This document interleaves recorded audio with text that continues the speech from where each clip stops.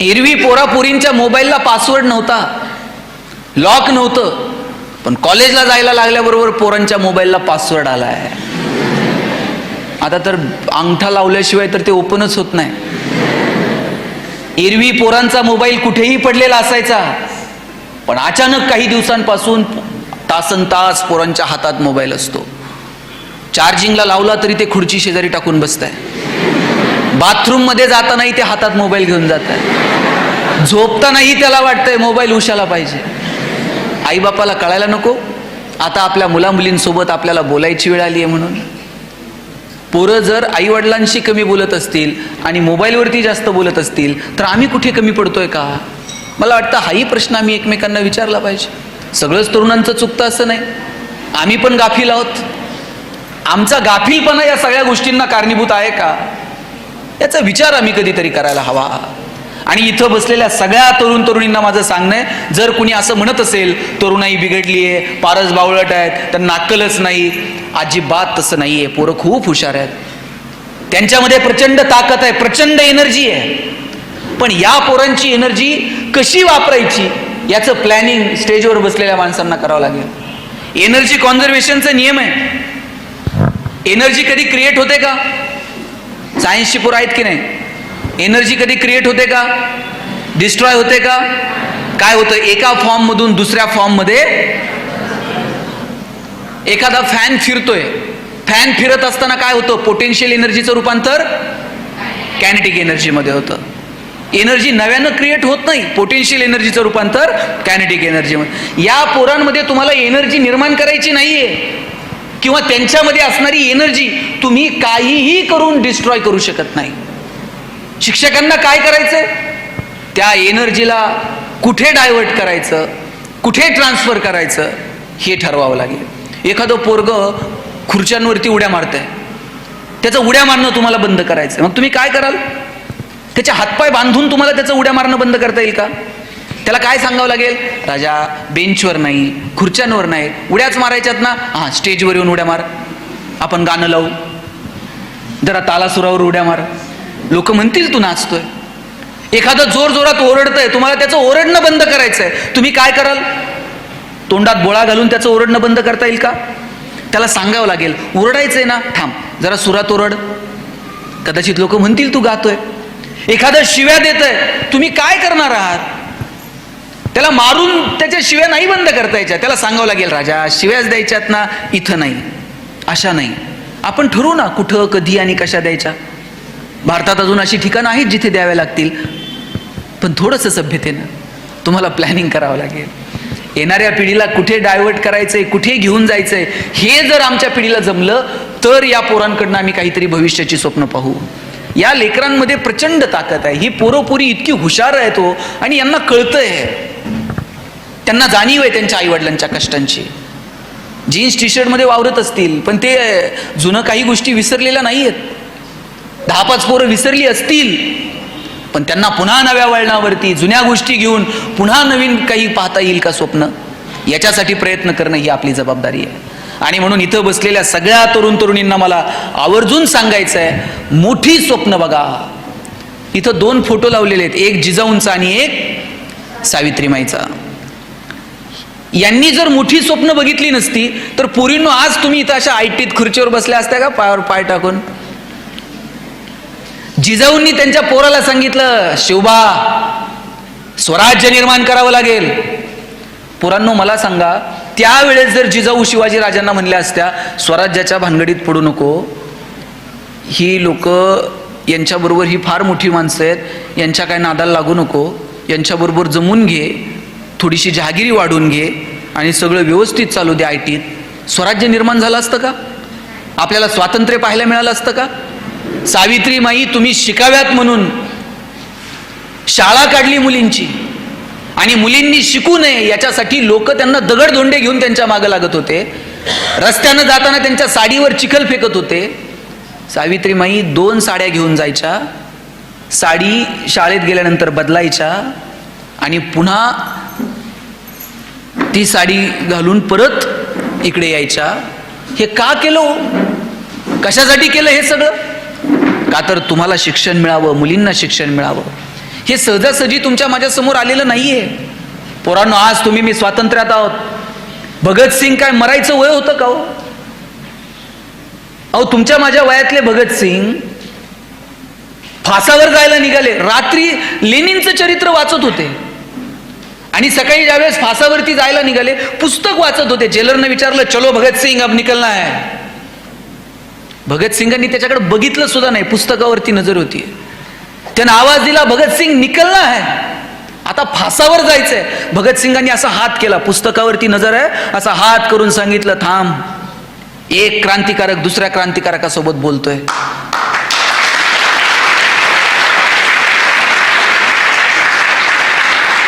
पुस्तक वाचून संपवलं, खाली ठेवलं आणि हसत हसत भगतसिंग फासावरती जायला निघाले. काय म्हणायचं? कोणती परीक्षा द्यायची होती भगतसिंगांना? कोणत्या पेपरला, एक्झामला चालले होते? आता मरायचंय. पण काय काय डिवोशन आहे, काय ह्या माणसांची वैचारिकता आहे, काय या लोकांची मानसिकता आहे. आम्ही कधीतरी पोरांनो हे समजून घेतलं पाहिजे. आणि म्हणून तुमच्या हातात मोबाईल आहे ना, तुम्ही ते युट्यूबला सर्च करावं, भगतसिंग, राजगुरू, सुखदेव, काय काय पाहायचं ते ठरवा. जिजाऊंनी कमी दुःख सहन केलं का? प्रचंड दुःख सहन केलं. पण आपल्या मुलाला स्वप्न दाखवलं की राज्य निर्माण व्हायला हवं. शहाजीराजांनी आपल्या मुलाला सांगितलं स्वराज्य निर्माण व्हायला हवं. आणि म्हणून खरं तर आज तुम्ही मी स्वातंत्र्यात आहोत. आज तुम्ही मी एवढं छान आयुष्य जगू शकतो. आणि मग आज जर आपण स्वातंत्र्यात जन्माला आलो आहोत तर त्या स्वातंत्र्याचा आनंद घेऊयात. तो आनंद घेत असताना त्याच्यातली सात्विकता कुठे मागे राहणार नाही ना, मला वाटतं याची काळजी आपण सगळ्यांनी घेतली पाहिजे. पोरींनो, मला सांगा, तुमचे आई वडील किती करतात हो तुमच्यासाठी? सकाळी निघालात, आई टिफिन करून देते आईला, आणि आल्यानंतर घरी आल्याबरोबर आई विचारते, जेवली का? डबा कुठे आहे? संपवला का नाही? बापाचे किती अपेक्षा आहेत पोरांना तुमच्याकडनं. आता तुम्ही 18-20 वर्षांचे झालात, बापाच्या खांद्याला तुमचा खांदा लागायला लागला, बापाची चप्पल तुमच्या पायात यायला लागली. आता बापाला तुम्हाला ओरडावंसं वाटत नाही. आता बाप तुमच्यावरती हात उघडत नाही. बापाला कळतं आपली चप्पल आता पोराला यायला लागली, पोरगा मोठा झालाय. पण बापाची काय अपेक्षा माहिती आहे? बापाची अपेक्षा आहे की पोरानं काहीतरी चांगलं करावं. आता माझं संसारातलं ओझं थोडंसं हलकं करावं. माझ्या बरोबरीनं 2 पावलं आता माझ्या पोराला चालता यायला पाहिजे. नवे माझ्या पुढं 2 पावलं माझ्या पोरानं आता चाललं पाहिजे. एवढी अपेक्षा तुमच्या वडिलांची तुमच्याकडनं आहे. आणि तुमचे आई वडील जर तुमच्याकडनं ही अपेक्षा ठेवत असतील की आमच्या पोरापोरींनी मोठं काहीतरी करावं, ही अपेक्षा चुकीची आहे का बाळांनो? काय स्वप्न आहेत तुमच्या आई वडिलांचे तुमच्याकडनं? अरे, पोरीवर तर बापाचं एवढं प्रेम असतंय, बाप स्वतःला सायकल घेत नाही पण पोरीला गाडी घेऊन देते, 2 व्हीलर कॉलेजला जायला. पास काढून देतो बसचा, बाई बस न जात जा, एवढ्या लांब पायी जाऊ नको. बाप स्वतः फाटलेली चप्पल घालेल पण तुम्हाला शूज घेऊन देईल कॉलेजला जायला. 1 रुपया बाजूला टाकतो तुमच्या फीसाठी, तुमच्या शिक्षणासाठी. अरे, जन्माला आली ना पोरगी, त्या दिवसापासून बाप तिच्या लग्नाचा विचार करत असतो. तिच्या लग्नासाठी थोडे पैसे काढून ठेवतो. त्याची ऐपत नसते खूप खर्च करायची, पण लग्न जमलं ना मित्रांना सांगतो, कल्याण झालं हो पोरीचं, चांगलं स्थळ मिळालं. पोरीच्या लग्नात तर बाप असा तुरा काढून मिरवत असतो, फेटा बिटा घालून.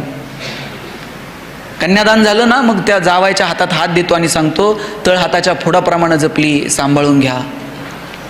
दिवसभर त्याच्या डोळ्यात अश्रूचा एक थेंब येत नाही. पण पोरीची गाडी एकदा निघून गेली ना, मग खांबाच्या पलीकडे जाऊन एकटाच रडतो तो बाप असतो. किती प्रेम करावं तुमच्यावरती बापानं. आणि उद्या जर तुम्ही कलेक्टर झालात, लाल दिव्याच्या गाडीत बसून आलो, आम्ही सगळेजण तुमच्या स्वागताला बाहेर उभे राहू. आम्ही सांगू, ताई तुम्ही इथे शिकायला होतात, ह्या शाळेत होतात, कॉलेजला होतात. आणि हा प्रसंग पाहिला, तुमची आई तुमचे वडील जर तुमच्या समोर असतील, काय तुमच्या आईच्या चेहऱ्यावर आनंद असेल. उद्या तुम्ही मोठे इंडस्ट्रियलिस्ट झालात, व्यावसायिक झालात, काय तुमच्या बापाला रुबाब वाटेल. आणि हे सगळं स्वप्न पूर्ण करायला तुम्हाला काय करायचंय मला सांगा? इकडचा डोंगर उचलून तिकडे ठेवायचा? फक्त आयुष्यातली पुढची जी 5-10 वर्ष आहेत ती प्रामाणिकपणे कष्ट करायचे.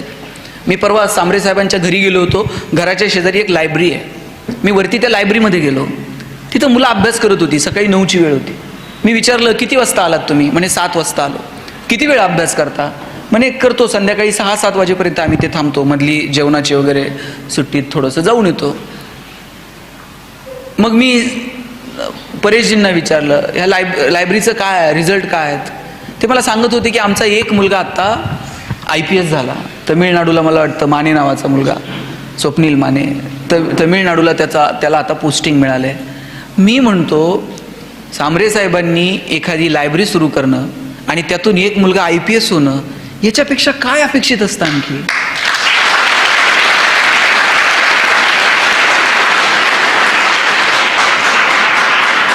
तुम्ही IPS झालात, एखाद्या जिल्ह्याचे SP झालात, पोरांनो अख्खं जिल्ह्याचं पोलीस प्रशासन तुमच्या हातात येऊन जातं. तुम्ही कलेक्टर झालात, अख्खं जिल्ह्याचं प्रशासन तुमच्या हातात येऊन जातं. तुम्ही CO झालात, अख्खी GDP तुमच्या हातात येऊन जाते. तहसीलदार झालात, अख्खा तालुका तुमच्या हातात येऊन जातो. तुमची सही एखाद्याचं आयुष्य बदलून टाकते. इतके अधिकार तुम्हाला तिथून प्राप्त होतात. तुम्हाला जर सिस्टीम बदलायची असेल ना, सिस्टीमला शिव्या देत बसू नका. If you want to change the system, first you have to reach there and then you can change it.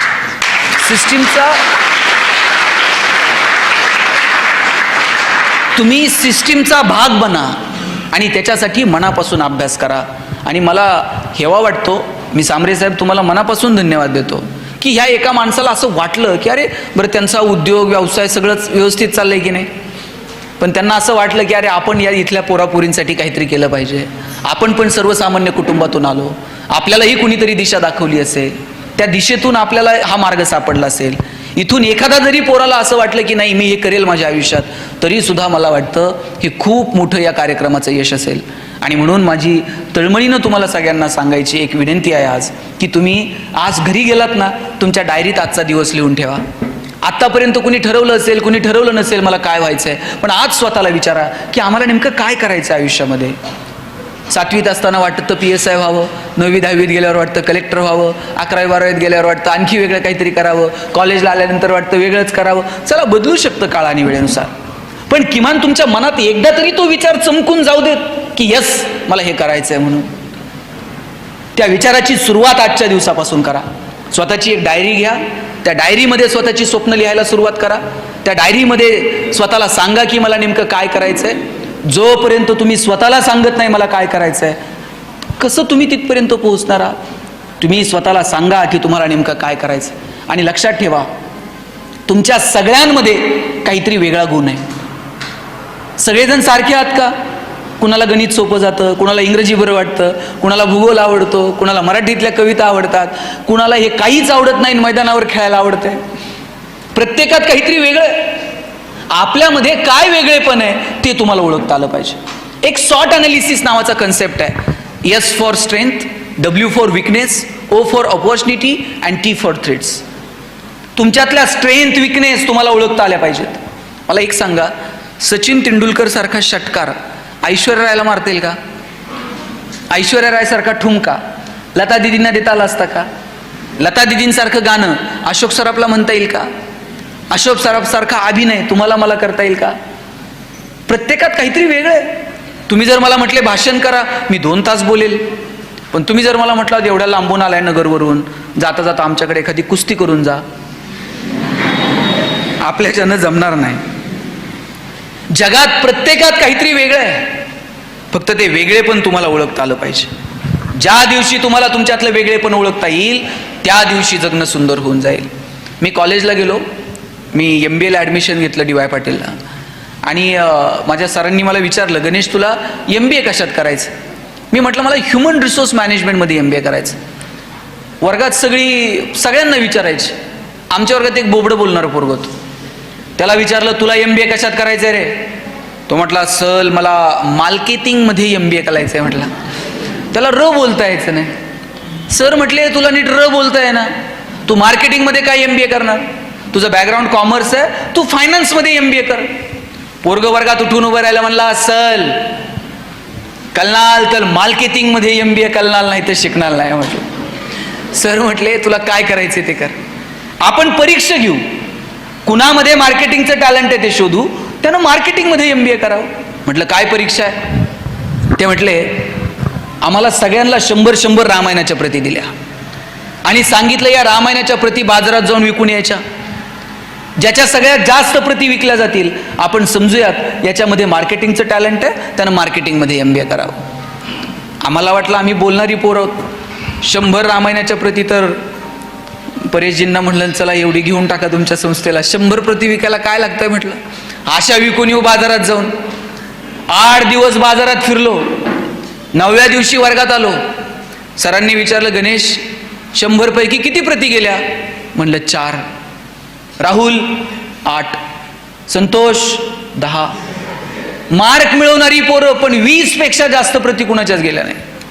बोबडं बोलणारं पोरगं मागच्या वाकावर बसायचं. त्याला विचारलं तुझ्या किती गेल्या रे? म्हणला असल 100च्या 100 प्रती विकून आलो म्हटला.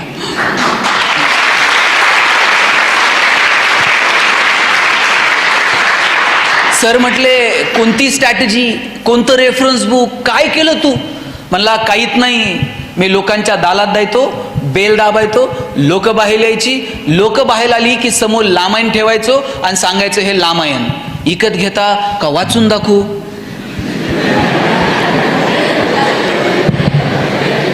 लोक म्हणायची वाचून नको दाखवू, तुझं रामायण विकत घेतो. बोबडं बोलणं विकनेस आहे का स्ट्रेंथ आहे? दाबून ठेवला असता तर स्ट्रेंथ ठरला असता का? नाही. आमच्या प्रत्येकात काहीतरी वेगळेपण आहे, फक्त ते वेगळेपण आम्हाला ओळखता आलं पाहिजे. ज्या दिवशी पोरांनो तुम्हाला तुमच्यातलं वेगळेपण सापडेल त्या दिवशी तुमचं जगणं सुंदर होऊन जाईल. शोधा तुमच्यामध्ये काय चांगलं आहे. कुठलीही गोष्ट, आपलं आयुष्य मुळात क्षणभंगूर आहे. आपल्याला माहीत आहे का हो? मला सांगा, आपल्याकडे किती प्रॉपर्टी आहे हे सगळ्यांना माहीत आहे, बरोबर? पण आपल्याकडे किती वेळ शिल्लक आहे हे कुणाला माहीत आहे का? जन्माला येण्याचे संकेत 9 महिने आधी मिळतात, पण आपण जाणार आहोत याचे संकेत 9 मिनिट पण आधी मिळत नाही. आपल्याला जर 9 महिने आधी पत्र आलं, हां तुमचं आटपलं, आता हिशोब करून घ्या, काय अवस्था होईल माणसाची? पण नाही, ते संकेत मिळत नाहीत. 130-135 कोटी लोकसंख्या आहे भारताची. हजारो लोक रोज जन्माला येतात आणि मरतात. त्यांच्या नावाची नोंद सुद्धा इतिहास ठेवत नाही. आपल्यालाही त्यांच्याचपैकी एक व्हायचं आहे का? आले गेले काही नाही कुणाला घेणं देणं. आपल्याला जर वाटत असेल की इतिहासानं आपल्या येण्याची आणि जाण्याची नोंद ठेवावी तर तसं कर्तृत्व आपल्याला करावं लागेल. आणि त्यासाठी फक्त स्वतःसाठी जगून चालत नाही, आपल्याला थोडंसं इतरांसाठी जगता येईल का? मी म्हणत नाही तुमचं सगळं सोडा आणि इतरांसाठीच काम करत बसा, पण तुमच्या दारात जर पोरांनो बाग फुलून आली ना, त्यातली 2 फुलं इतरांना द्या. तुमचे सूर जुळून आले, 2 गाणी इतरांसाठी गा. तुमच्या दारात आभाळ भरून आलं, उंजळभर पाणी इतरांना द्या. आणि तुमची उंची जर आभाळाला टेकली तर अशाच मानावर करून बघू नका, थोडंसं खाली झुका. आणि जी माणसं मातीत मिसळतात त्या मातीत मिसळणाऱ्या माणसांना थोडं तरी वरती उचलून घेता येईल का? मला वाटतं याच्यासाठी प्रयत्न करा. तुमचे आईवडील तुमच्यासाठी टाळ्या वाजवतील इतके मोठे व्हा. तुम्ही म्हणाल मोठे होण्याची काय व्याख्या आहे? किती मोठं व्हायचं?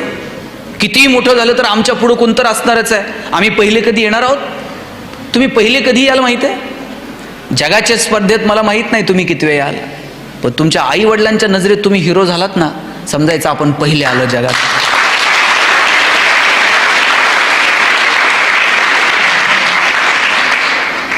विठ्ठल लहाने नाव ऐकलंय? प्लॅस्टिक सर्जन आहेत, लातूरचे आहेत. रोज 4 प्लॅस्टिक सर्जरी मोफत करतात. एका कार्यक्रमात डॉक्टरांची भेट झाली. म्हटलं डॉक्टर रोज 4 सर्जरी मोफत का करता? डॉक्टर म्हटले लहान होतो, माझी आई मला म्हटली शेजारच्या मावशीची साडी घेऊन ये. मी शेजारच्या मावशीची साडी आणली ना आईला दिली. आईला विचारलं आई शेजारच्या मावशीची साडी का मागितली? आई म्हटली लग्नाला घालून जावी अशी एकही साडी माझ्याकडे नव्हती म्हणून शेजारच्या मावशीची मागितली. टचकन डोळ्यात पाणी आलं की आपल्या आईकडे एक साडी नसावी की जी लग्नाला घालून जाता येईल. आणि ठरवलं इतका अभ्यास करायचा, इतकं मोठं व्हायचं ना, आईला रोज नवीन साडी देता आली पाहिजे. डॉक्टर झालो, पैसे मिळायला लागले, कितीतरी साड्या मी आईला आता देऊ शकतो इतके पैसे मिळायला लागले. एक दिवशी एक मुलगी बघितली, तिचे ओठ फाटलेले होते, तिच्यासोबत तिचे वडील भाऊ होता. तिचं लग्न जमत नव्हतं असं कळलं. त्या दिवशी तिच्या भावाला आणि वडिलांना म्हटलं हिला उद्या हॉस्पिटलला घेऊन या, आपण हिची सर्जरी करू. वडील म्हटले डॉक्टर साहेब ही प्लॅस्टिक सर्जरी वगैरे नटनट्यांची कामं, आमच्याकडं कुठून एवढे पैसे? त्यांना पैसे नाही लागणार, मोफत सर्जरी करूया. दुसऱ्या दिवशी भाऊ वडील मुलीला घेऊन आले, सर्जरी झाली, पोरगी गोड दिसायला लागली. 6 महिन्यांनी पोरीचं लग्न जमलं. बाप आणि भाऊ पेढे घेऊन आले. एका हातात पेढा होता आणि दुसऱ्या हातात आयुष्याची सगळी प्रॉपर्टी होती. ही सगळी प्रॉपर्टी त्या पेढ्याच्या समोर खुजी वाटायला लागली आणि ठरवलं रोज 4 तरी पेढे कमवायचे. डॉक्टर सांगत होते माझे वडील 90-92 वर्षांचे आहेत, पण तरुण पोराला लाजवेल असं हवेत तरतर तरतर चालत असतात.